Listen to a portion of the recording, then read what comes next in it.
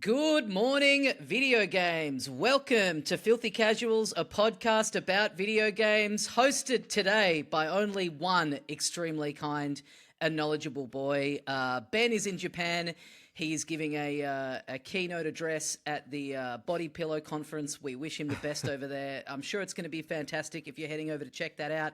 But joining me today in his place, we have great friend of the show, Andrew Levins. Yeah, and I All decided right. to not only be kind, knowledgeable, but also the most hungover I've been in months.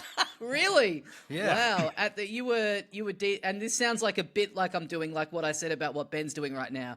You were DJing a country music event yesterday in the middle of the day, Yeah, correct? I may have lied about how good I am at playing country music to get a good paycheck, but I survived. Um, and I'm a bit dusty. Wow, big night in the saloon Dustier for than the Levbo. surnames of most of the artists I was playing last night. Ah, yeah, nice, nice. Well, I mean, we had some beers just 72 hours ago or something like that. Sorry, I flew to After Melbourne to have some beers with you.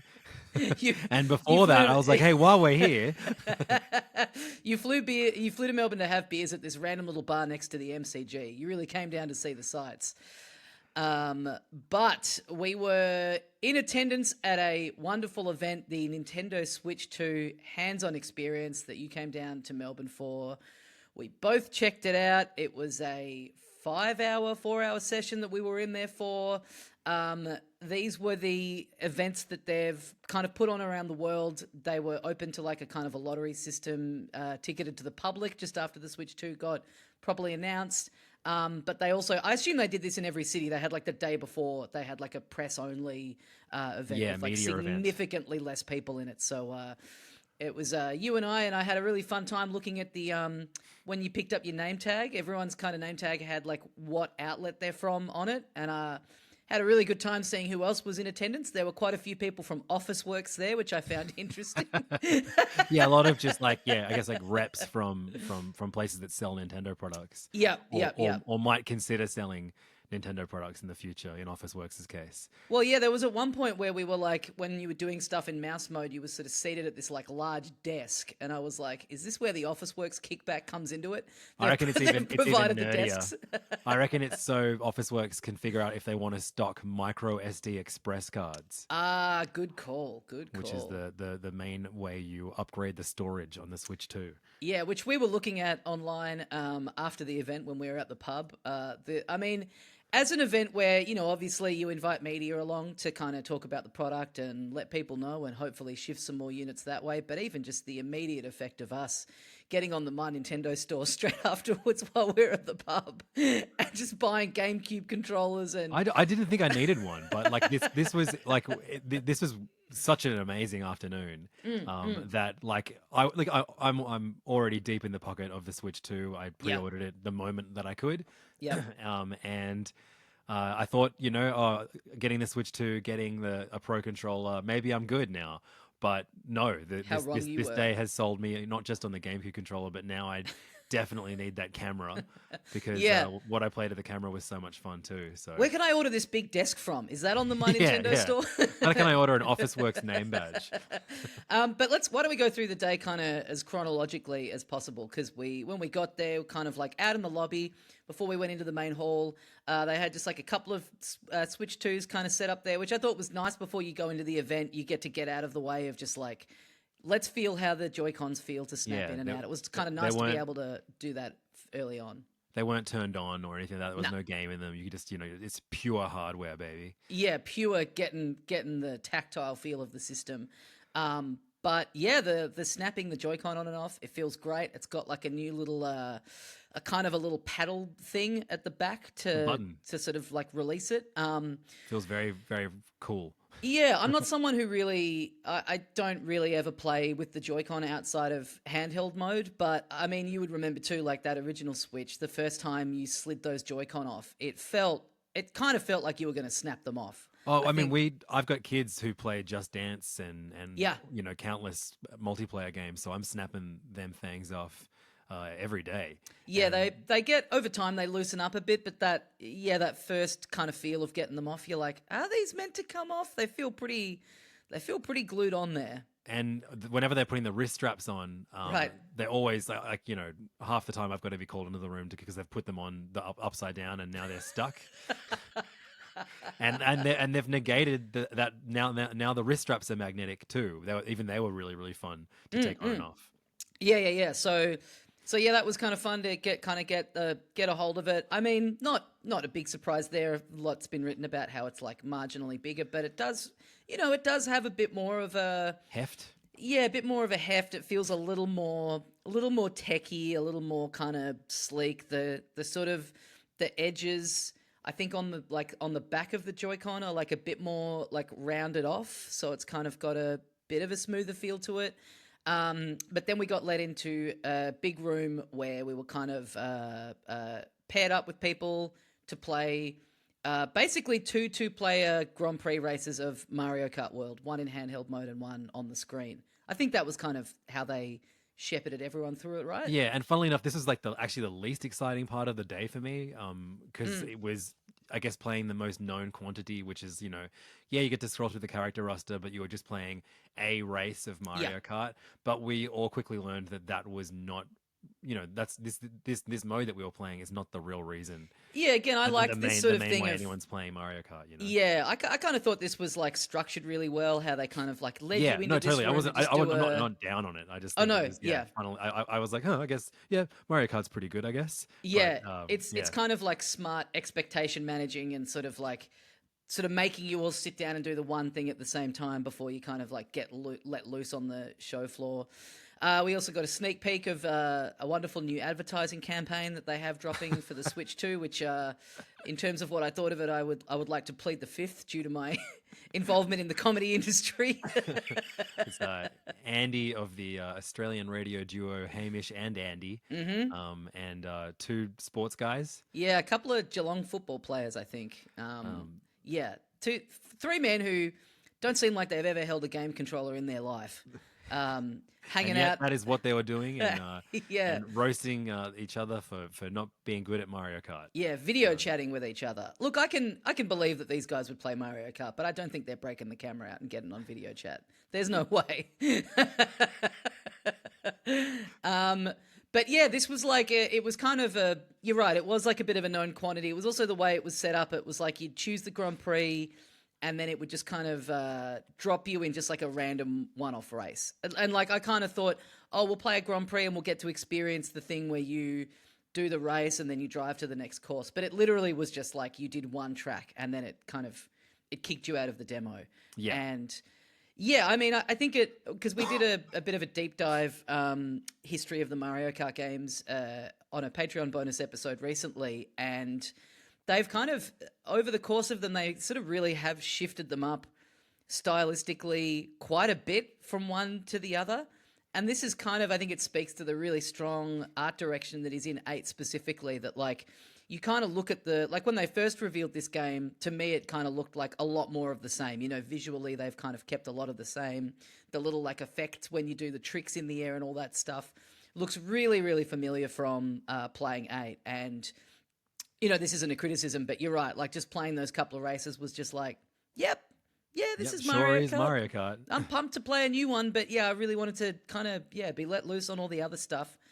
So then, we got led into the rest of the show floor, and we were invited to go monkey mode. We were invited to go monkey mode. So it was kind of overwhelming. I don't know how you found it, but when we walked out that door, and it was just like, there was just like pretty much everything that they've announced was there to play in some capacity. Yeah, so it was like, the new Donkey Kong Bonanza immediately in front of us. Then next to that was Mario Party, and there were 2 different areas where you could play through the mini games coming in the new expansion. Then next to that was a little setup with all of the GameCube games, and then a little setup for Welcome Tour.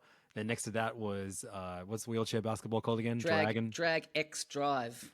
And then next to that was Metroid Prime 2. Sorry, 4. Metroid 4. That'd be great, though, if they're just like, and here's Metroid Prime 2. It's not coming to Switch, but pretty good game, right? It would be a cool move if they were just like, shadow announce a game at one of these events. Just like have a random demo unit set up, and then you sort of on all the websites and people are like, they haven't announced this anywhere yet, but they just had a demo set up of a port of Metroid Prime 2. Well, I don't remember Strikers being part of the announcement for GameCube games, but Good that was call. one of the ones that was Yeah, good playable on the call. day. There was a third-party area, Hmm. including a an area that you had to behind a curtain because that's where the R18 games of so Yakuza and Yeah, Yakuza and Cyberpunk, Cyberpunk. the real Were- were- the beaded curtain porno section of yeah, the of the Switch 2 experience, which you and um, I stood in the line for a couple of minutes, and then we would just realize like, I God, own both of these it games. feels so weird to be lining up to go behind a curtain and play stuff that is we both already own, Yeah. and it's like we could be playing Metroid. What are we doing? We could be some of the first people in the world to play Metroid Prime 4, and instead Exactly. we're lining up to be some of the last people in the world to play Cyberpunk. There was a kiosk with the Kirby DLC, a Yep. kiosk showing off Breath of the Wild and Tears of the Kingdom's Yep. updated versions, and then a massive, probably the highlight of the whole room, I think a 24 kiosks Yep. playing, each of them playing Mario Kart World, specifically the Knockout Tour, and that area Yeah. had a commentator as well. So that was just kind of on a loop. And that was, I mean, this was the cool thing. I think we all got in there and we felt a bit of like pressure. It's like, oh, we want to try this game. We want to try this game. We assumed it was going to get really busy. And it like this was kind of the best thing about obviously getting to play all the stuff early was awesome, but like basically no lines all day. In fact, Yeah, the it only was thing we lined up for was Knockout Tour, and that was only because you had to like wait for the race in front of you to finish. Like there was no, And it we was weren't fun in line watching for that more than anyway.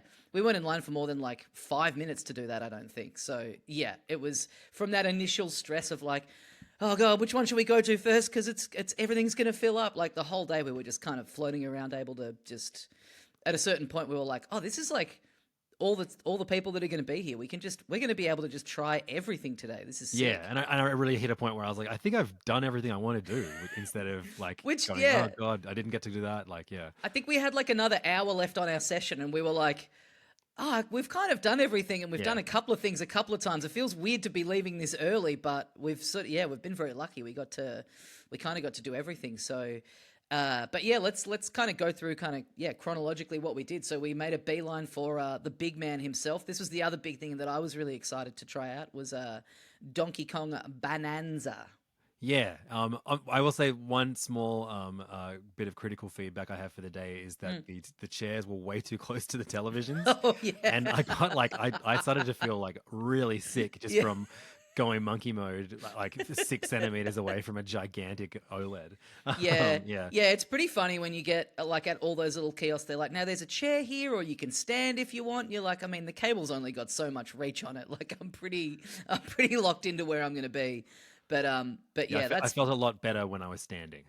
Just maybe those are recording this for my future self, so I can remember what to do if this happens again. maybe the hey, maybe that's kind of why those Office Works reps were there. They were there to kind of tidy up stuff like this for when the general public came in the next day. Like get some cable extenders out, Oh, I get see. some more Sure. comfy chairs that stretch further back. Like maybe they were up all night overnight. Well, maybe the next game we're getting on the Switch too is on Office Works. That's kind of what Welcome Tour is, really. Yeah, It that's kind of true. does. It does feel like you're in an Office Works. But yeah. So Donkey Kong Bonanza. It's a time demo. It's like a 15-minute. Sort of, I guess, the beginning of the game.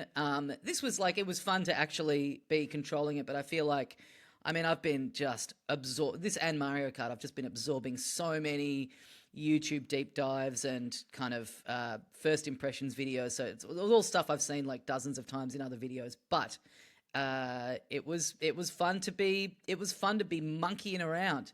It Yeah, is what I found really chaotic. funny on the day was that there was staff from Nintendo and outside agencies that Nintendo had hired to basically guide everyone through the all the different experiences. And so when you do have like office work staff and people from like mainstream press, they were like oh, so this is Kirby, this is like the the 15th mainline Kirby game, and it's actually DLC. And what's cool about this, and then, like for everyone, I had to be it's like, let me just stop you there. I'm a fucking loser. I know this Yeah. already. Yeah. In fact, give me your shirt. I'm going to do a better job than you're doing.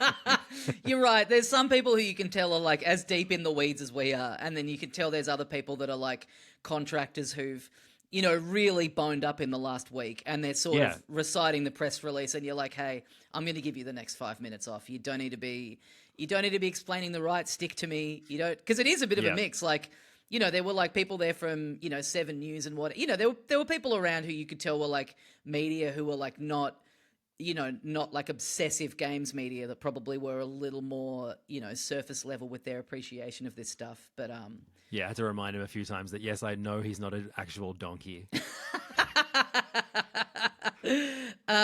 I should also point out too, for any long-time listeners of this podcast, I know there's people that are kind of waiting with bated breath to hear my thoughts on this.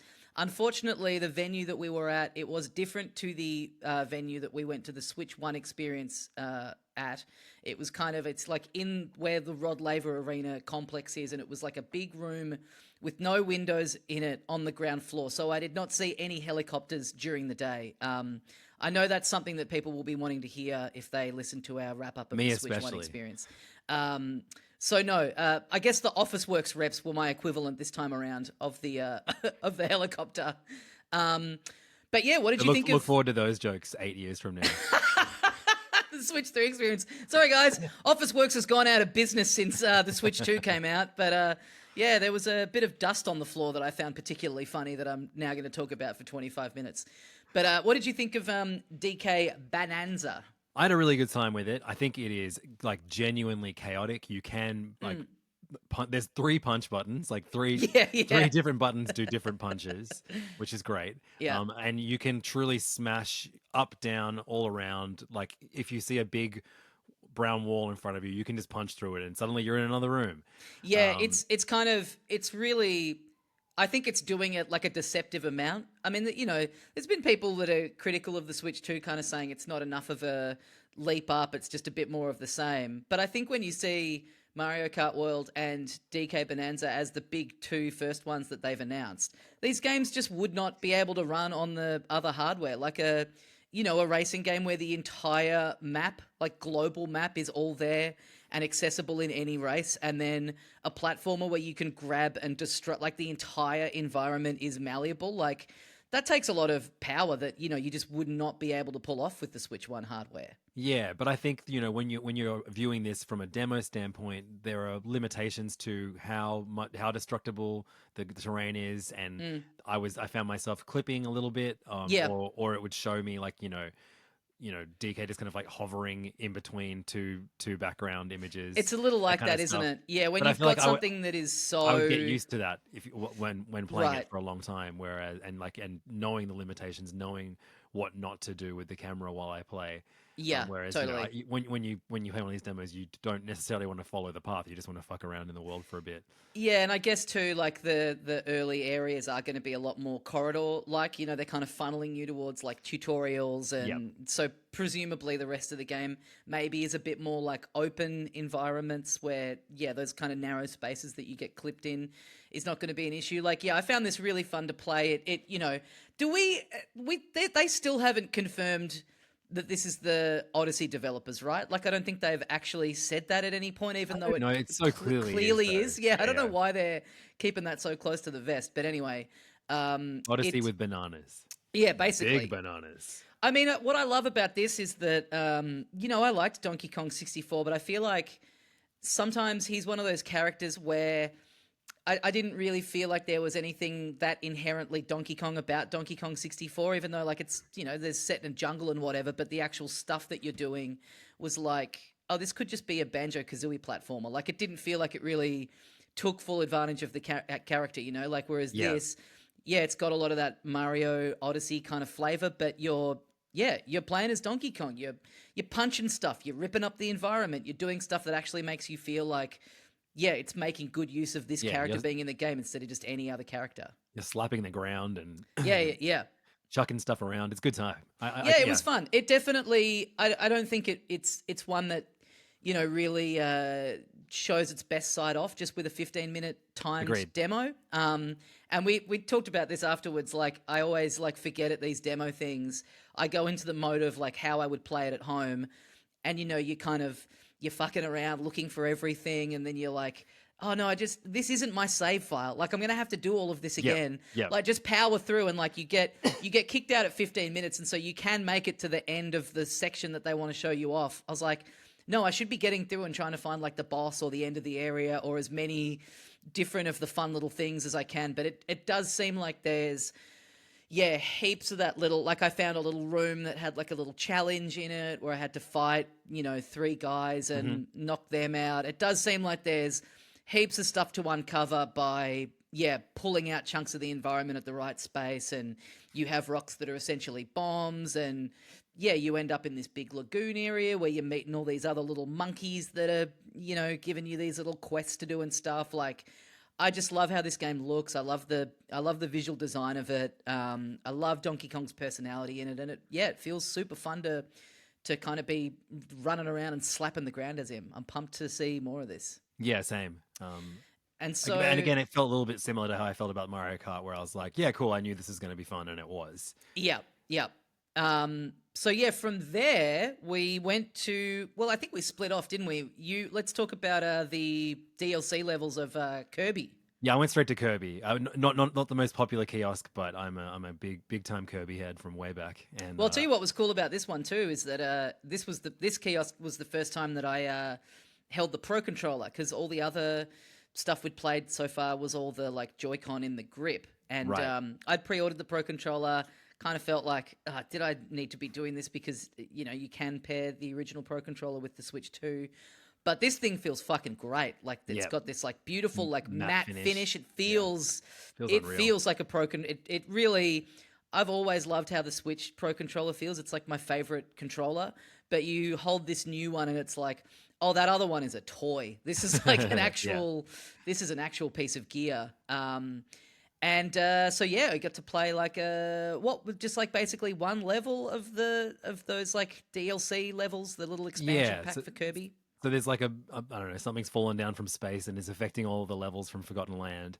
And you activate these switches, and then suddenly the level changes up, and there's new platforms and new enemies that are more powerful, and Mm, there's ice all over the floor. It's really really fun. I mean, I'm very very familiar with that game because I played yeah. through it a few times.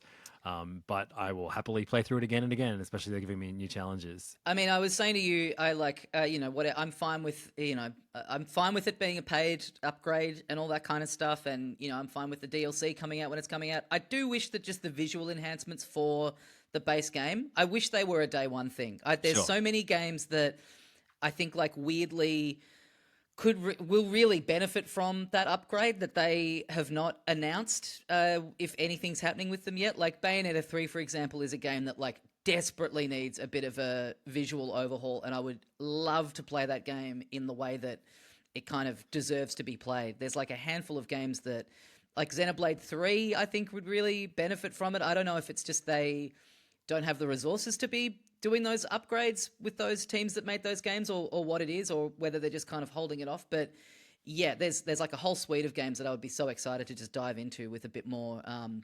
Just Kirby, especially at 60 frames. I Yeah, know I you're know. not a big frame rate I'm guy, as so bad evidenced at it. as Yeah, evidenced by I your have no idea what's going failure on. at that mini game in the Welcome to a mode that we played. I But don't know what it is. I just have never ever been able to tell frame rates the way other people can. no, that's good though, because once you can, it's a fucking curse. It's like it's annoying. Like, but so yeah, it's super fun. Again, a very known quantity. What wasn't a known quantity was what we went over to next, the Metroid Prime 4 demo. Yeah, I really didn't know what to expect from this. Yeah. And I forgot. I guess because I forgot how much of a shooter those games can be. Yes. And so Yes. the slice of the game that we got, it really was like playing. It was less about exploration and using the visor. There's a little bit of that at the start, but then you're just like, it felt like I was playing Halo. It rocked. Yeah, it really it kind of I guess it's clearly like the very beginning of the game where you're on this base and you've got your guys there and you've got the morph ball, and so it's clearly pre the shit that happens in every Metroid where you'll end up losing all your abilities and Yeah. sort of stranded in this foreign area. But yeah, I was kind of surprised that this is being shown off. I mean, the fact that it's still, I mean, they've said that it's this year. It doesn't have a date yet. There was part of me that kind of felt like it must be still like a fair. I don't know. It always seems weird to me when you get to go hands on with something that doesn't have a date yet. Feels like it's still, who knows when this is going to come out.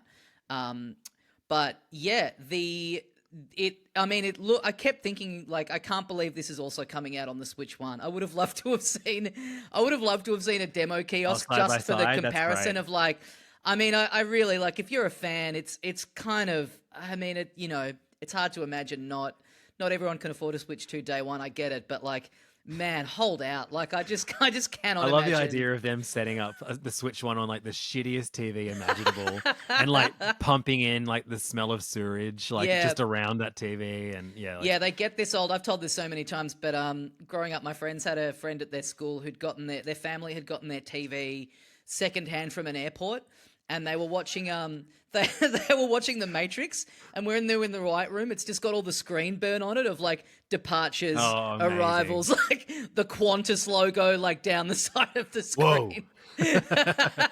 Whoa, Toowoomba leaving in 10 minutes. They yeah, they truck in some old a TV that no one would have played the Switch One on, like an old CRT with screen burn, just Yep. to really show you, like, hey, I mean, you can play it on here if you want, but you're gonna want to upgrade. But yeah, this game was it looks.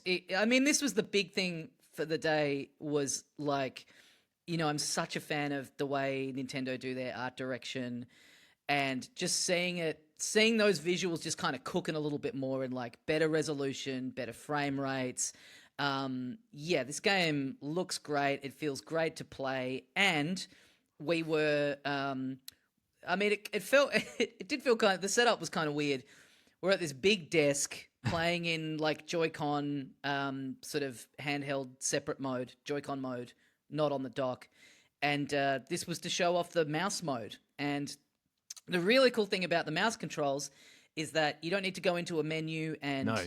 switch over. Literally, you just put the mouse down on the desk or on your jeans. It'll work. Like like on, the Joy-Con. You just put the Joy-Con down, the yeah, mouse side just down. hold it down, flat side down. You can do it on the side of the couch, your pants, the desk, whatever, and it just automatically goes into mouse mode super seamlessly, which is really handy for just that little extra bit of finesse if you're in a tight spot or you need that little extra bit of aiming. Being able to just like move in and out of that mode seamlessly is sick. It's so It was good. crazy. I couldn't believe Yeah. it. It straight up just feels like you're using a mouse on a PC Yeah, for yeah. a shooter. And like for the moments of the demo where you're up against multiple dudes, it was really really fun. I loved it. I had a hard time getting my head around it. I kept still using the stick on the Joy-Con that I was using as the mouse to You move kept trying to around. check your email.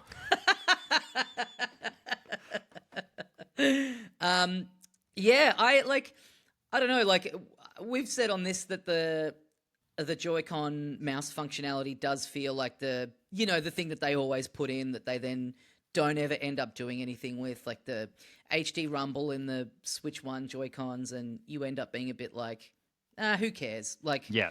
you play it in a demo and you're like, that is kind of cool, but I just really don't care about this functionality. This, on the other hand, I think because also those things they never, same with like a lot of the, the motion functionality of like even like the Wii remote. It was like, it was fun to be sort of just swinging it around playing tennis. But when you got into a game where you really needed some form of precision, it was like never quite there. It was always like a little bit fidgety.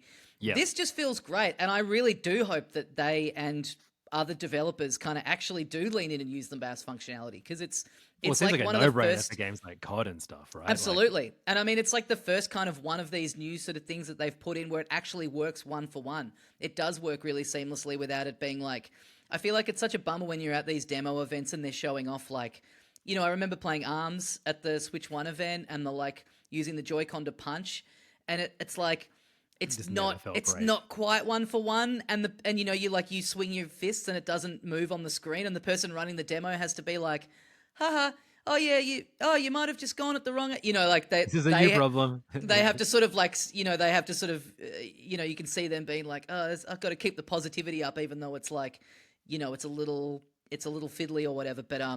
But yeah, this felt great, and I hope that, it would rule if they brought that functionality into like more of their games, and yeah, especially for things like Civ 7 and those kinds of games, being able to Which I think play was them like if playing I was going to PC. give an award for the least played kiosk at the event, Civ 7 would take that award.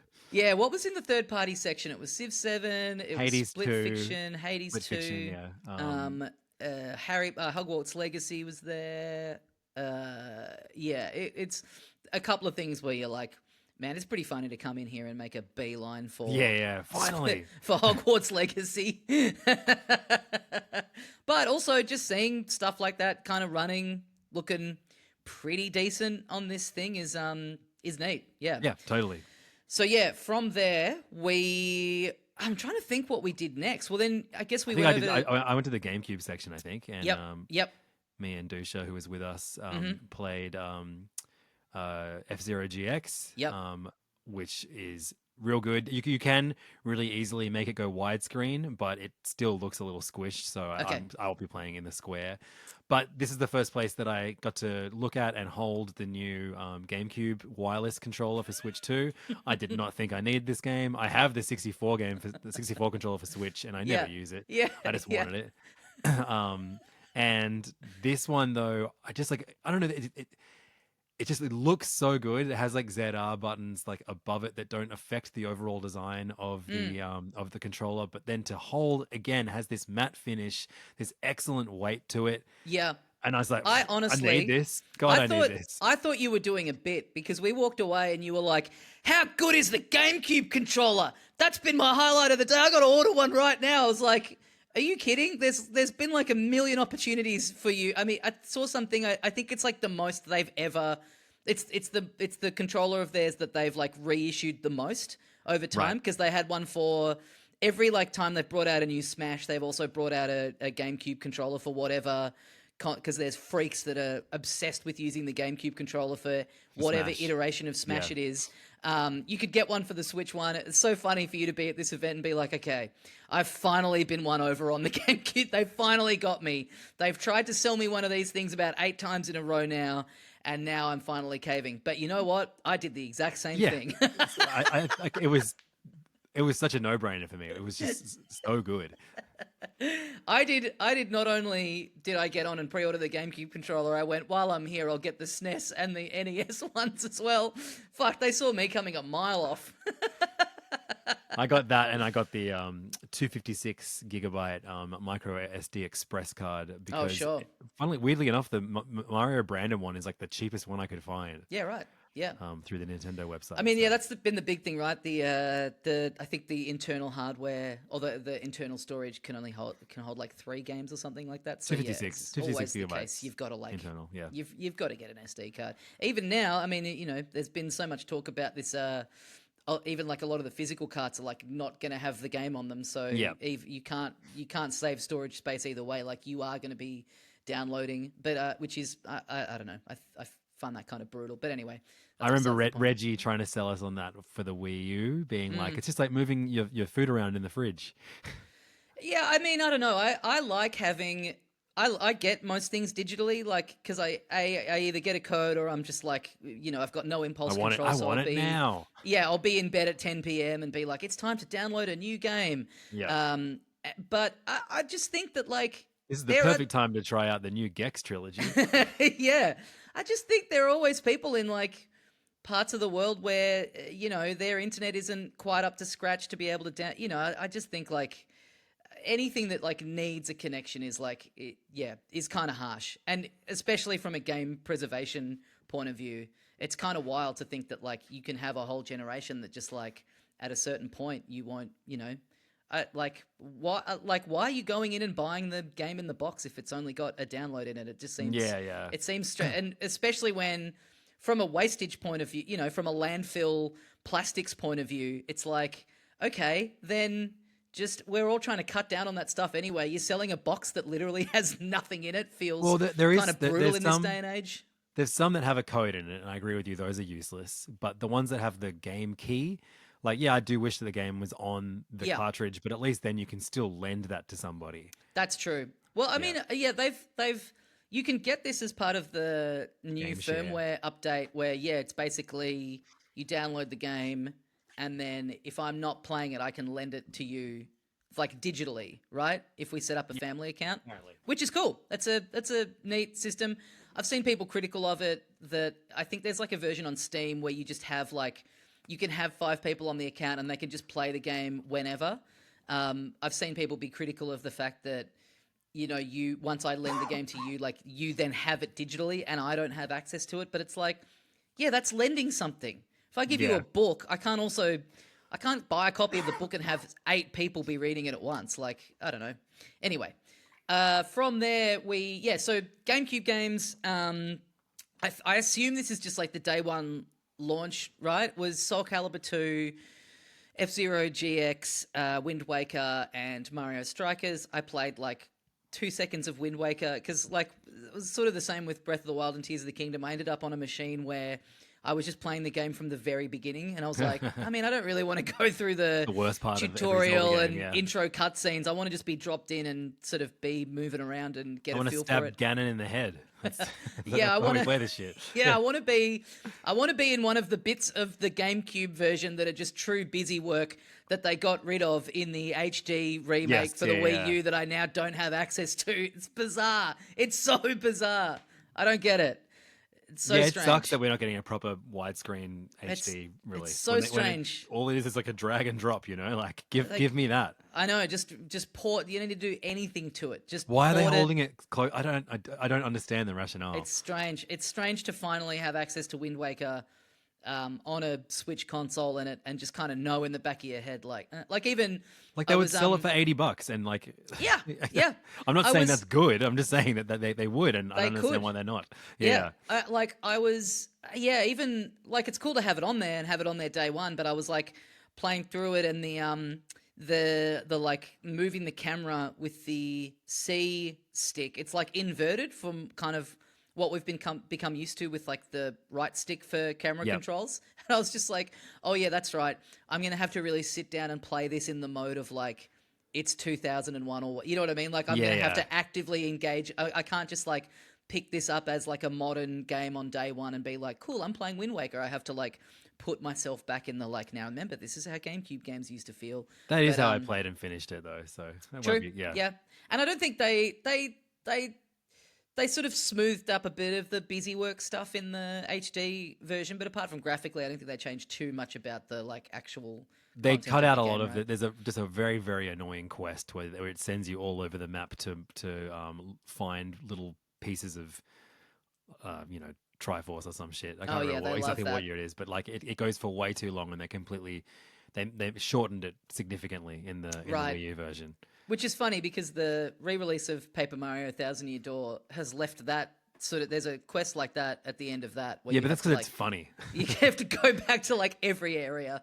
It's funny though. I mean, and you can do it quicker because they added more pipes. The little fast travel thing.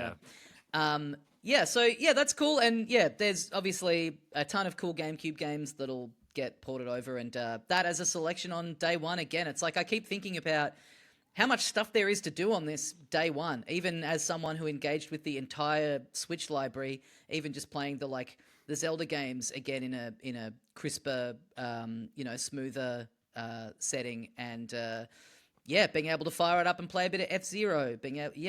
I do hope that they settle into like a consistent release window, like monthly giving us 4 new GameCube games every month or something like that would be great.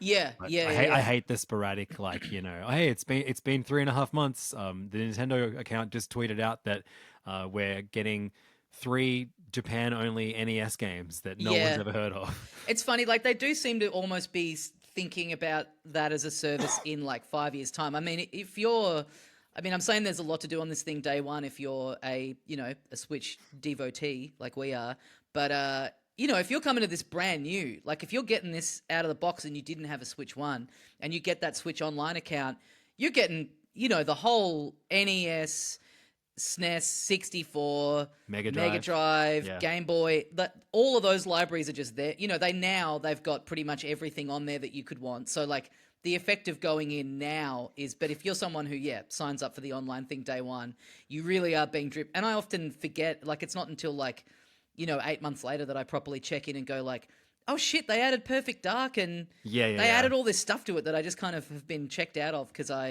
beyond the initial thing of like, wow, they've released, they've put these games on there. So from there, I think we played a little bit of the welcome tour. Yeah, which my son is extremely excited for, which is very funny. Yep. But so I'll be playing that regardless of how good I thought my time with the demo was. But I thought it Mm, was cute. I thought the mini games that I played were like, interesting enough. The mm, presentation is pretty cool. It's yep. very dry. Yeah. So your entertainment value, based on like how interested you are about learning about like what a joystick does, Right, may right. vary. Yeah, I did. But I did the briefest little thing of this. I was kind of running around, and you're talking to little guys that are giving you facts about the mechanics of the Switch, and then you've got little areas where you can go in and play mini games, and some of them you have to have gotten medals in all the other mini games before you can get in there, and it's some of it looked kind of like fun and gamey, and then other ones are like, can you spot the difference between which side of the screen is 60 frames per second and which is 120 frames per second? an answer to that is no, I cannot. I'm so bad at it. But I actually looking forward to that so I can Right, right. figure So out you this can thing learn. that most gamers are obsessed with. Yeah. The 121 is kind of a funny one to include on there because I don't know how many games are really going to be making use of that, but cool that it's in there either way. Uh, so yeah, it's still I still agree that it should be a pack-in game. it should be a pack in. I don't know why it's not a day one, just included, loaded on the console. Seems And like I strange. love the idea of it being a pack-in game that isn't like you don't actually have to open the game. Maybe it's like a section of the menu that it's Yeah. like, hey, jump back into Welcome Tour. Oh, Here's where we that's left off. yeah, that's a cool idea. If the whole UI was kind of themed around it, that'd be Yeah, kind of cool. yeah. Yeah. But Yeah.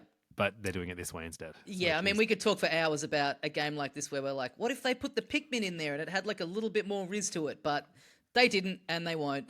yeah. I kind of think that like there is like it's a very Japanese way of looking at this maybe where it's like, oh well, if we put it on the system, then 80% of people who own it wouldn't even check it to begin with, and all of our hard work would go unappreciated. But That's if we true. sell it, only real sickos are going to buy it and they're going to Yeah. finish it. And at So least our we hard know work that will get noticed. I'm sure they don't have huge projections for it. And you're right. At least then Yeah. they know that everyone who purchases it is going to interact with it. They know that Yeah, the for like sure. actual engagement rate is going to be 100%. Which, yeah. And then we went over to Drag and Drive, Drag X Drive, I think it's called.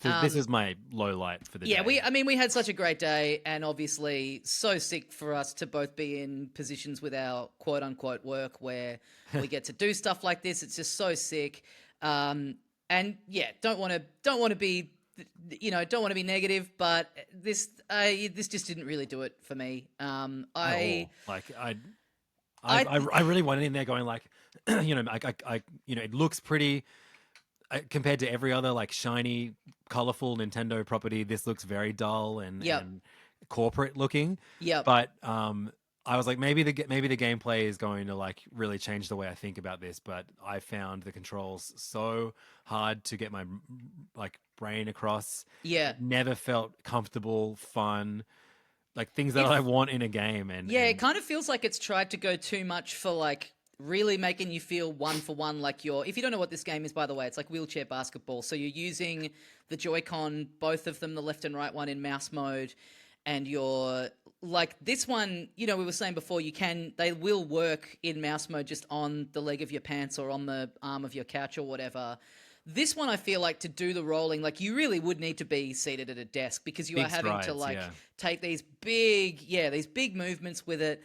And it just kind of feels like for controlling that aspect of it, at the very least, it needs to be a little zippier. It's kind of feels like they've strived for this like realism of wheeling a wheelchair around, but it's just like Yeah. it kind of feels like you're playing one of those games like I forget what they're called. Like what's the Getting over it with Bennett Foddy. yeah, Kind of thing. that Yeah, kind yeah. of shit. Yeah, it feels like you're playing one of those games like where the controls are meant to be deliberately obtuse and Like, feel like very like rage quit games or something yeah, like that. yeah. I was Because you're I was exhausted. Like my yeah, my arms were tired, and I'm like, I guess if this is the point, then like, wow, job well done. Like I'm very grateful right. for the use of my legs.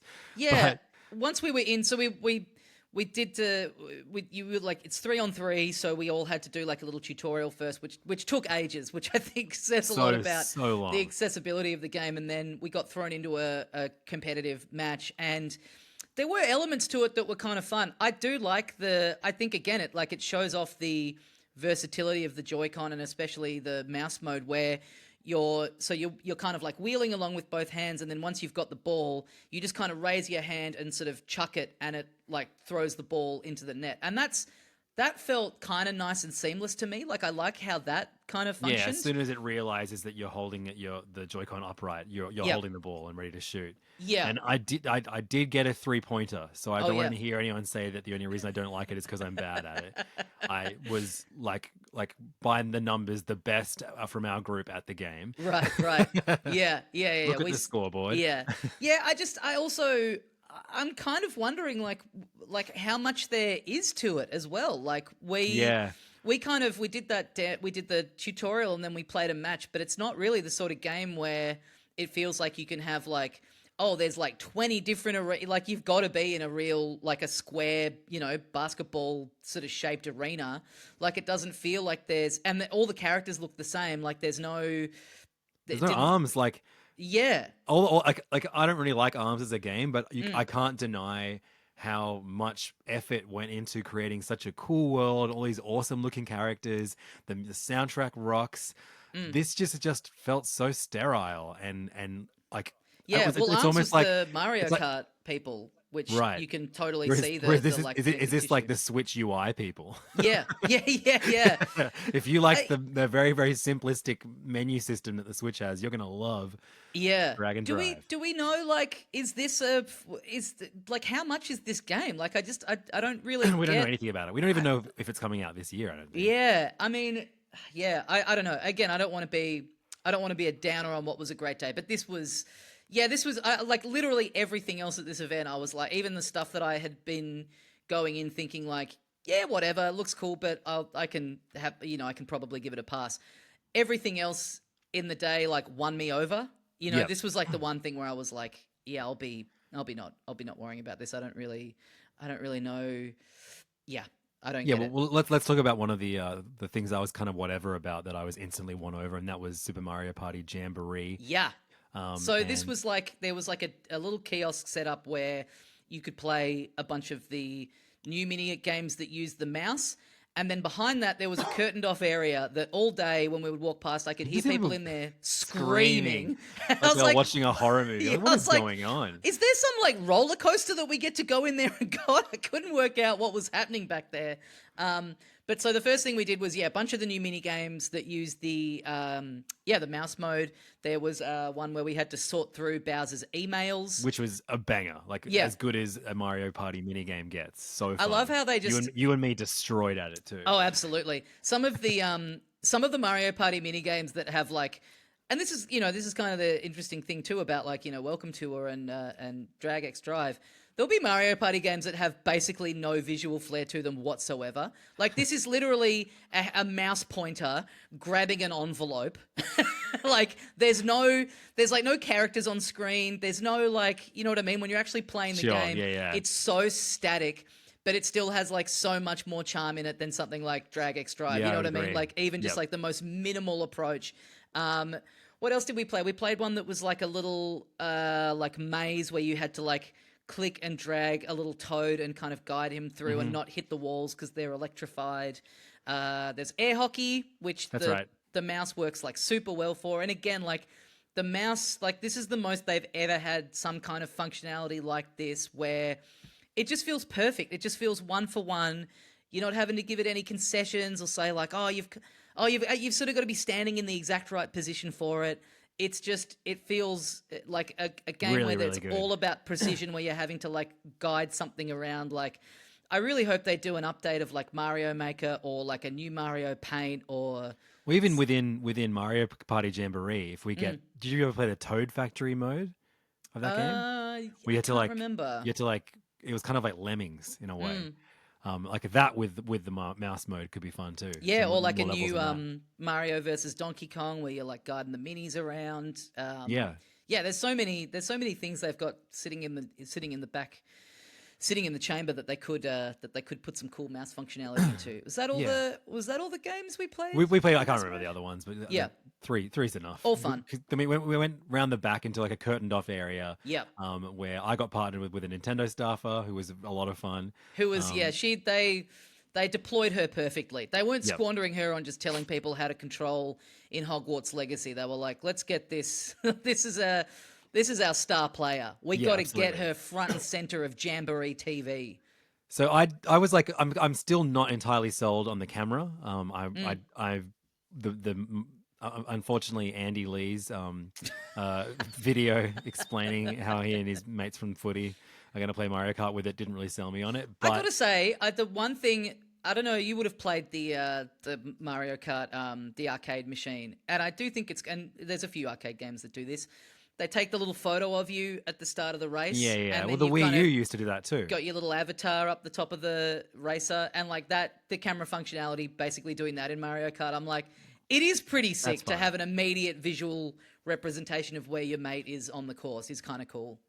I do like the look of the piranha plant camera, Yeah. but apparently that's like very, very low res, which Yeah, is a and shame. the thing isn't that. I mean, once it gets kind of condensed down into the game, it's not the most, or like depending on your lighting in the house, it's not like it's going to be the most like high end thing anyway. But I mean, this mode does as good a job of selling you on it as anything possibly could. Yeah, if anyone's been to Super Nintendo World at Universal Studios, there is only if you complete the challenges while wearing the very expensive Mario wristband do you Yeah. get the chance to take on Baby Bowser Jr. Yep. Yep. And I reckon that's the best attraction at the theme park where like It's so cool. I was the only one in our group who bought the wristband, and so I did all the stuff and then got to go in, and I was like, oh man, you guys, I mean, you know, whatever, you didn't want to spend the money, but man, that was fucking awesome. And my friend Gibby tried to like use my wristband to go in a second time, like, you know, or like go in a first time himself, but a second Yep. time on my thing. And it had reset, and he got in trouble for trying to go. They were like, no, you got to go and do all the challenges all over again have to if go you want line up another for go at 3 this hours. attraction. Yeah. But yeah, I was saying, it's sick. You stand in front of this wall and you kind of like move your hand and you're like shooting fireballs and stuff. It's awesome. Yeah, but that's like you can see a shadow version of yourself wearing a Mario hat, I think. Whereas this, Yeah. you just see like yourself. Like the camera is pretty, like the technology is pretty good. It's not like Kinect. It knows where you are at all times as soon as It's it cool, identifies yeah. your head. So the conceit is that you'll take Bowser's doing this like game show, like he's doing like Man Oh Man, where he's trying to find like the sexiest person in the Mushroom Kingdom, and he's going to push you into a big pool at the end of the round. Pool of lava. Yeah.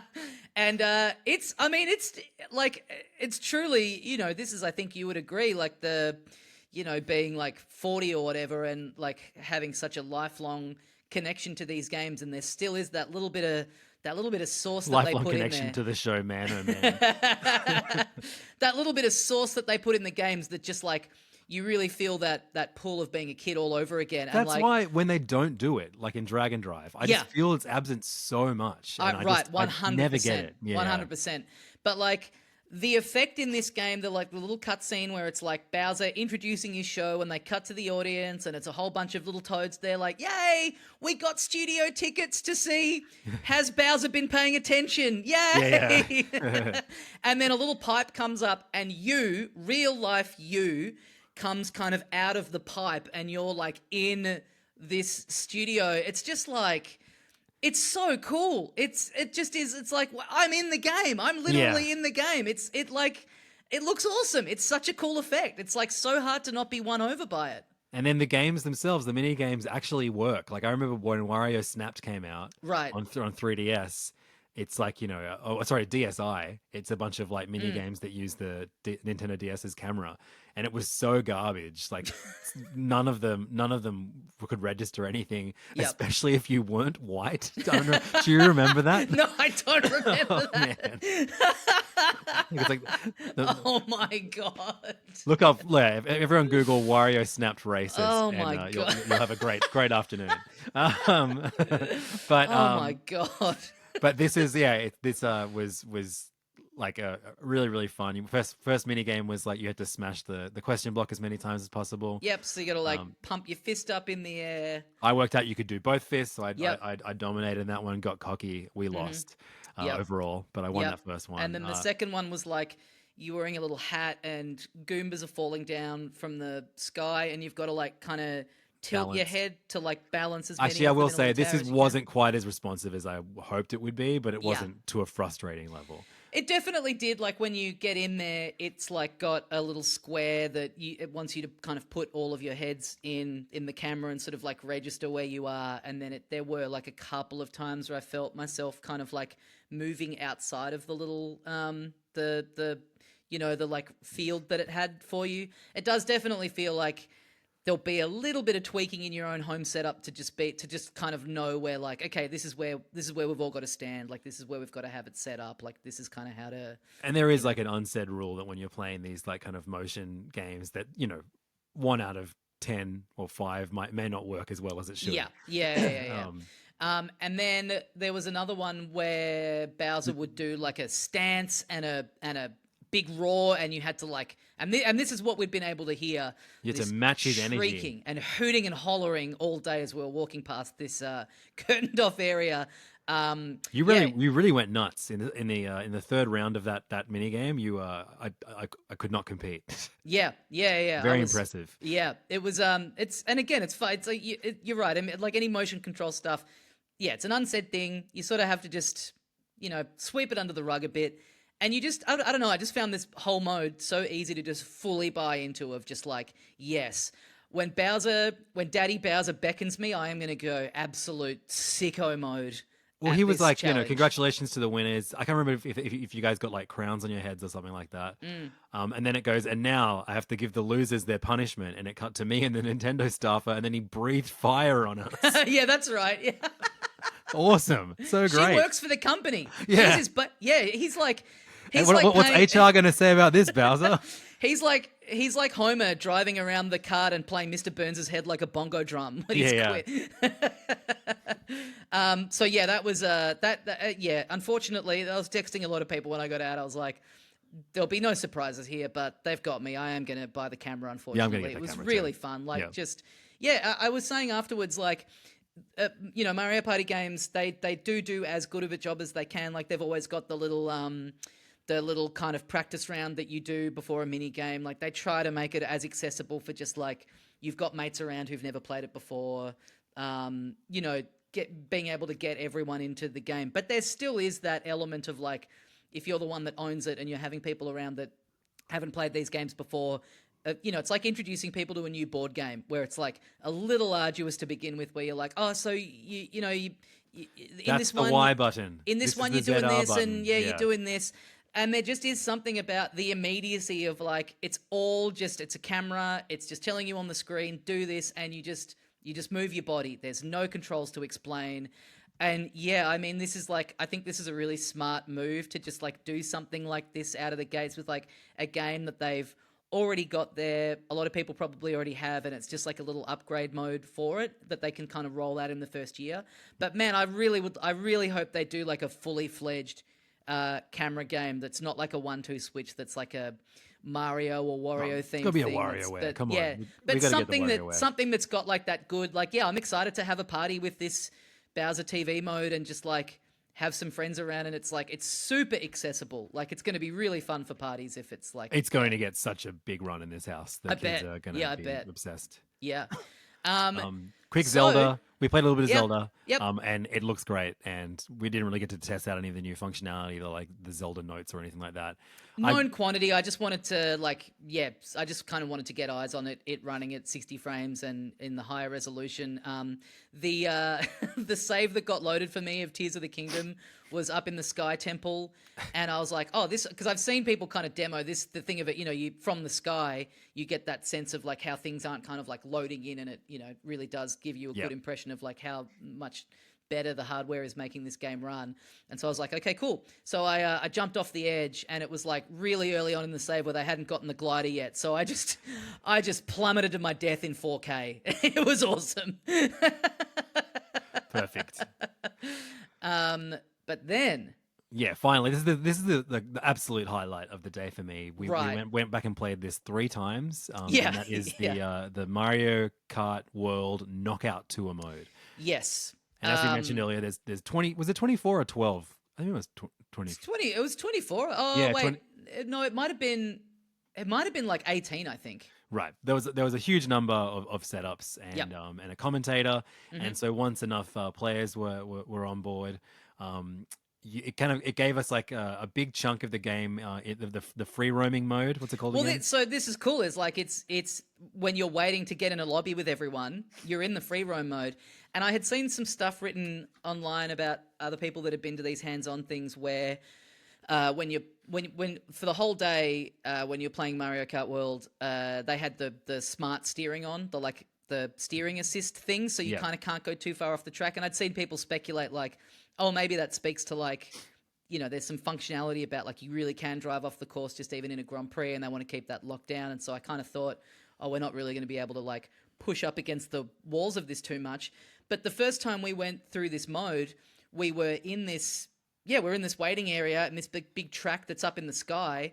And I just kind of drove off the lip of it and just thought, oh, I'll get, bounced back into the lobby or whatever. Lucky Two's going to show up and drag you back. Right. And I just plummeted from the sky into this, just landed in this like swamp that was part of like a whole other track. And then I'm just kind of driving around, fucking around. I was like, oh, this is sick. Like, Yeah, I did pretty much the identical thing. I was like, Yeah. I can't wait to tell Tommy about this. And then you were like, I did this. And it felt like the Breath of the Wild days again. Where Yeah, you're like yeah. sharing this crazy experience that we both had. Yeah, I didn't And expect I in even, this demo to be able to like, kind of poke around so much, but it was awesome. But first, I drove off the edge and I was falling past all these other stages and islands, and I was like, oh damn, crazy. Yeah. And then I could see the water that I was about to fall into, and I was like, oh, I bet Lakitu's going to show up and drag me back up. But I hit the water, and then you can drive on the surface of the water. Yeah. I just kept driving around. It was great. Yeah, you convert to like a little jet ski thing or whatever. So yeah, that was really cool, and it's like a really fun way to just be able to just dick around while you're in a lobby, like waiting for people to join. And then, so the knockout tour mode, if you're not familiar with this, it is it's like one long track that kind of basically stretches from one end of the map to the other. I think you kind of go through bits of other courses, but you don't do like a full lap of them. You just do like, from one end to like one slice of it, or however it's. And when you're 6 courses in total. Yeah, when you're choosing which like cup to do, you'll sort of notice that certain tracks appear across multiple different of the cups. I guess like a different area of them, or they're like wherever you're the coming at track them in a different intersects. direction. Yeah. Yeah.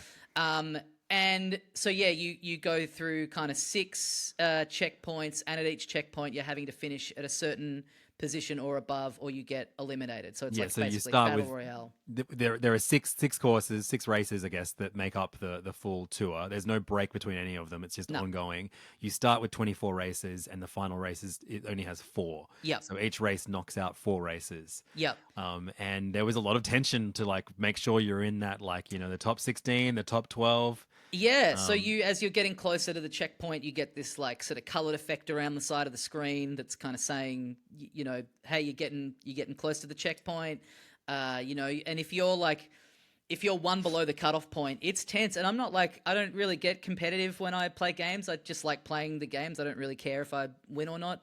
But in this, and maybe this is just a symptom too of like, just us being hands-on with this for the first time and wanting to see as much of it as I could. Like, I was getting tense. I was like, I want to fuck, I got to get ahead. I want to get onto that next section. You don't want to be one of the first races to be knocked out and then No just have way. to stand back and watch everyone else racing. Get roasted by the guy with the roaming cordless mic doing commentary. Come on. Brutal. Who you've definitely done stand up with at some point in your life.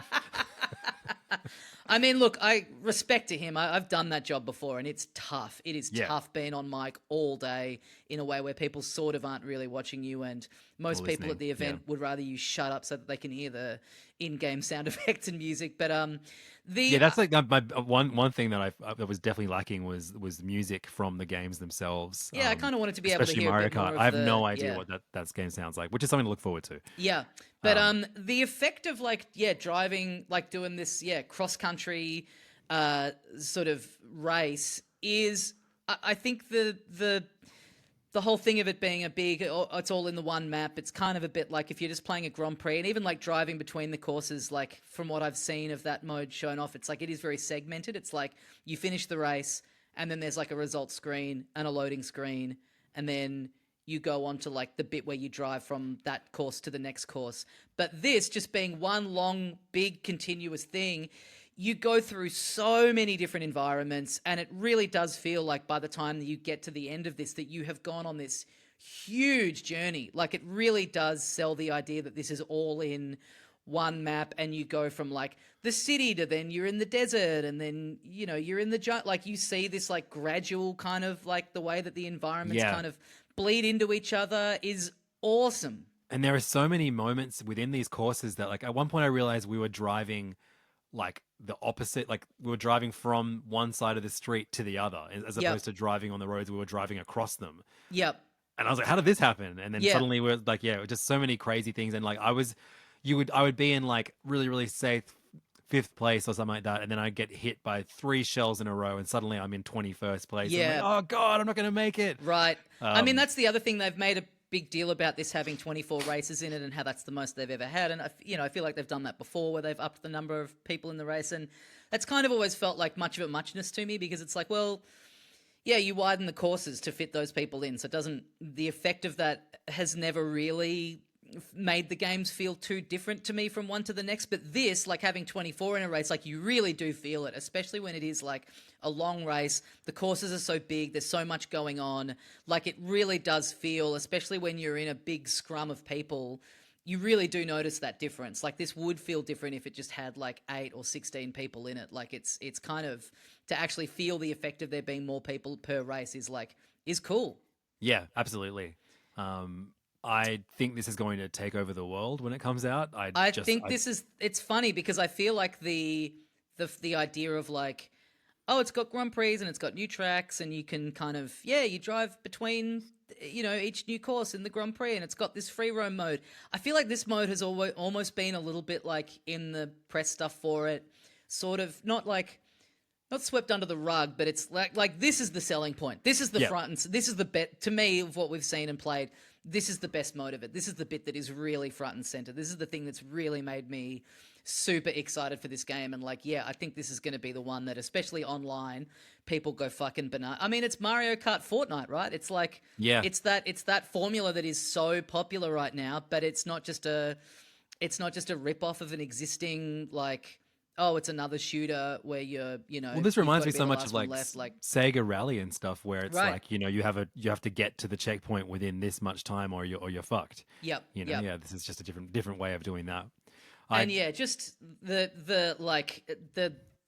I spent like a lot of the Switch life cycle, especially because you and I both played, a fair bit of Mario Kart 8 on the Wii U, just being like, God damn it, I really want a new Mario Kart. But I am so glad that I reckon let it cook for as long as they did. I reckon they wrapped on arms, and then they've just been like working away on this for years. It feels like, and you can really see the level of detail and getting this big world map to have interesting courses in it, and like bringing back retro courses and thinking about where they exist in the world. And like, we did one where we all of a sudden were like in one of the, basically, I guess one of the SNES tracks that's got the like little colored blocks around the side of it. But the way we'd come to that, it felt so seamless. Like, it felt like it exists in a real space, totally not just agree. like, it would be so easy to just do like, oh, now you go through a little portal and you're just in one of the other tracks. But there's like, off in the There's no distance, you can bullshit like see that. Yeah. the DK Snow Peak or whatever, and just, further away, there are so many points where at any time you can sort of see off in the distance, like, oh yeah, there's that DK Spaceport track kind of as like a little blip up there that I can probably get to if I, as is often the case with these events, it's like so thankful to get to, play it early, but it's like a bit of a poison chalice where then you go home and you're like, I don't want to fucking do anything else now. Like, I was like, maybe I should play a bit of Mario Kart 8 to kind of scratch the itch. I'm like, I think that'll just make me sad. Yeah, totally. I think that'll just bum me out. I'll really notice like how kind of ancient it feels now. But what a great day. I've kind of done the opposite, where I'm like, I've got to get my life in order before this game comes out. Yeah, I feel a bit the same. It's like the clock's really ticking on Expedition 33. I got to get that.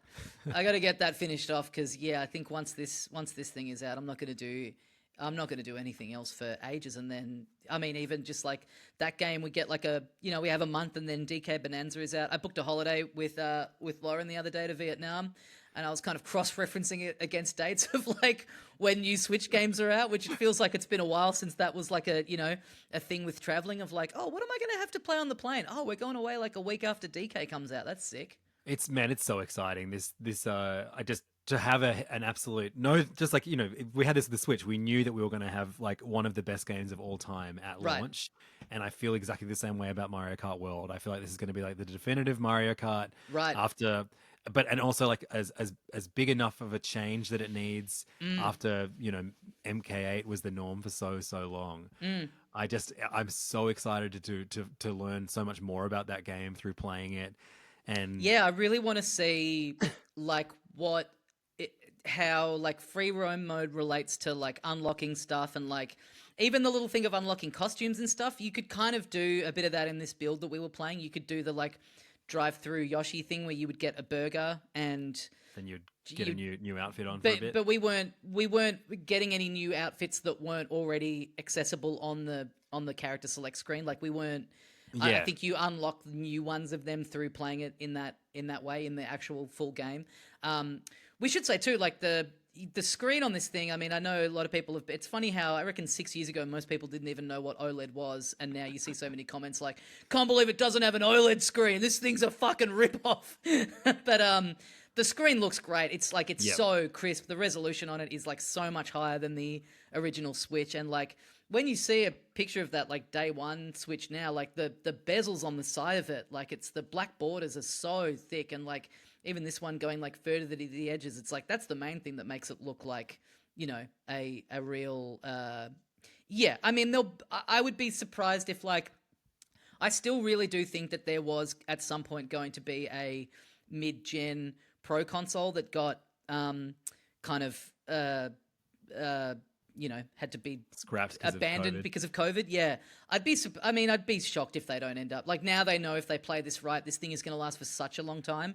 Yeah. I'd say that they're already thinking about a mid-gen upgrade with an OLED screen with whatever some enhanced whatever bullshit. But yeah, no, you're totally right. It's that same feeling of like, but even the Switch One, like they were coming off the back of a pretty big loss, and they had Breath of the Wild, but that was like a ported over, Wii U game. Like you, technically speaking, like could have you didn't have to upgrade to play that, but like seeing what they've got. I remember Noxie played it on Wii U, and I just remember like then, just roasting him for like, what are you doing, man? And then did end up getting a Switch anyway, which I think he did it twice. I think he ended up finishing it on the Switch as well. But it's amazing. But yeah, just seeing that they're really cooking out of the gates with this one. It was I don't think you or I needed to be won over, but it's hard to imagine anyone walking away from that event, even if they were just like a more casual observer, not being like, oh shit, this thing is fucking awesome. Yeah, I mean, like if you were a fan of Mario Kart in any way, shape, or form, you should be excited for World. It's so good. Yeah, I think it's going to go absolutely bananas, especially once it's out, and just even like people going around to a friend's house and having one go of knockout tour is going to be the thing that really. Especially when you consider, like, I remember when Mario Kart 8 came out on Wii U, it was so good that the headline suddenly became, it's worth buying a Wii U now. Right, remember that? right. That was the news cycle for totally. for like a month. Totally. I mean, I remember with that game, and I in digging into the history of the series for that bonus that we did, I was really interested in like a lot of those games. Like they've gotten a fair bit of critical flack kind of every time they've come out for not being. There's always critics that feel like visually they're not doing enough, and when you kind of look back on a few of them, you're like, yeah, I guess that's maybe is true. Like I remember feeling like the Wii one felt a little flat visually, but I remember getting 8 and just like the level of animation that is in it, the little kind of stunts that your character does when you go off jumps and all that stuff, and just like the stuff that's in the background and the scenery, just being like, oh my god, this is like being in a real life cartoon. Like every time Donkey Kong does a jump, he hits the dab. It's pretty great. Yeah. So yeah, great day, and then we got out of there and we immediately got on the My Nintendo store. Oh, I was in the background of the 7 News story about the game. Really great to have my appalling posture while I was playing amazing. Metroid Prime 4 captured. The worst spot they could. And I remember clocking that camera in my periphery and being like, fuck, I hope this doesn't end up on the background of the news. This is so just hunched over. Yeah, they were filming me standing up playing Kirby DLC with a giant grin on my face. And Yeah. I was like, oh, maybe I'm not okay with this, I guess, but I didn't show up. Didn't make the cut. Not embarrassing enough. Yeah. So that was cool. I also, I said this to you at the time, but a vital piece of Tommy Dassolo lore is that I got a wish from the Make-A-Wish Foundation when I was 12, and I wished for a new laptop. And it really warmed my heart to see that there are a group of Make-A-Wish kids in there playing Donkey Kong Bonanza. It was nice to see that my legacy kind of lives on of using a Make-A-Wish for a very frivolous gaming reason. I think they spent their wish better than you did. Yeah, that's true. Yeah, that's very true. I think DK Bonanza is better than Prince of Persia on the PC, undeniably. So yeah, thank you to Nintendo Australia and NZ for inviting us out. What a thrill! What a privilege! Such a well-run event too. It was awesome. I know. Yeah. It just, I mean, it's crazy how soon it is all out, but now that we've gotten hands on it, it feels like a fucking eternity. It really does feel like it's so far away. I can't wait. What was your you were saying you were excited to get home and give the wrap up to your kids about what you played. What was their takeaways? They would just Archie was just like immediately clocked. He was like, "That's the Mario Odyssey team on Donkey Kong. It's got to be Mario Odyssey team." Yep. We got a swag bag with a backpack, a water bottle, and a notebook with the Switch 2 logo on it. Yeah. Not as excited by that as I thought they would be, but very, very excited to look at all the footage that I filmed of all the different games that they're looking forward to. Yeah, when I opened that pack, I thought, there'll be like some, like a pin or some stickers or something. It's just the most corporate event, branded. Direct Drive players will love. Was it Drag and Drive players will love this. Yeah. Their stylish new backpack. I actually got a flight the next day, and I was like, should I travel with my Switch 2 backpack? Well, we'd better leave it there. Thank you for joining us, Lev. What a great I'll show day. off the backpack before we go too. Cool. Yeah. Lev's recording in his office full of merchandise, and have you taken that baby out yet? No. I've just been filling this with reviews of the games I've been playing. Yeah, I might start writing my new stand-up material in my Switch 2 notebook. Dear diary, 24 days until the Switch 2 comes out. I'm thinking of ending it all. Yeah, I might start doing journaling in my Switch 2 notebook. Yeah, pretty tough day today. Really thinking about ending it all. Oh, hang on. It's June 4. Tomorrow's the big day. Well, yeah, man, can't wait. Thank you, Lev, for joining us. My pleasure. Thank you, everyone. Thank you, everyone, for listening. Hey, if you're in Sydney, come and check me out. This Saturday, May the 17th, I'm at the Arcade Bar doing my show, Main Character. Would love to see you guys there. TommyDassolo.com for tickets. Get on our page. At least drink from the water bottle while you're doing your routine. Good call. All right, I'll bring it, and I'll take a few. I'll take a few choice sips after I hit a big punchline in the show. Get on our Patreon, filthycasuals.com.au, where you can find the links to everything that we do. You get a bonus episode every week in your feed. Thank you to everyone who's on there, who keeps supporting the show. And as we say here at the end of every episode of Filthy Casuals, arigato Vernel-san for that wonderful presentation about body pillows.